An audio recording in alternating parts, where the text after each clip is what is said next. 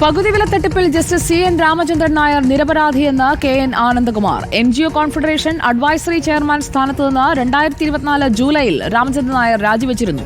സംഘടനയുടെ പ്രവർത്തനങ്ങളിൽ രാമചന്ദ്രൻ നായർ ഇടപെട്ടിരുന്നില്ലെന്നും ആനന്ദകുമാറിന്റെ വാർത്താക്കുറിപ്പ്. ലേബി സജീന്ദ്രൻ നമുക്കൊപ്പം. Leby Sajeendran, retired justice C N Ramachandran നായർക്കെതിരെ ഇതിനകം 3 പരാതികളാണ് വന്നിരിക്കുന്നത്.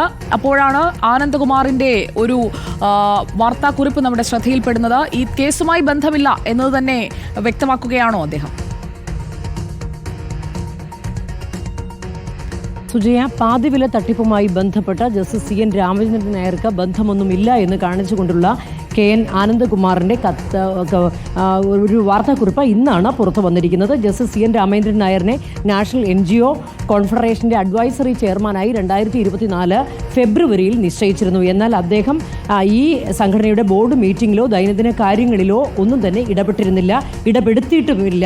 ജൂലൈ 2024 അദ്ദേഹം രാജിവെച്ചു. അതായത് 5 മാസം മാത്രമാണ് അഡ്വൈസറി ചെയർമാൻ സ്ഥാനത്ത് തുടർന്നത്. എന്നാൽ ബോർഡ് മീറ്റിംഗിലോ മറ്റ് സംഘടനാപരമായ കാര്യങ്ങളിലോ ഒന്നും തന്നെ അദ്ദേഹം ഇടപെട്ടില്ല എന്നാണ് ആനന്ദകുമാർ ഈ വാർത്താക്കുറിപ്പിലൂടെ പറയുന്നത്.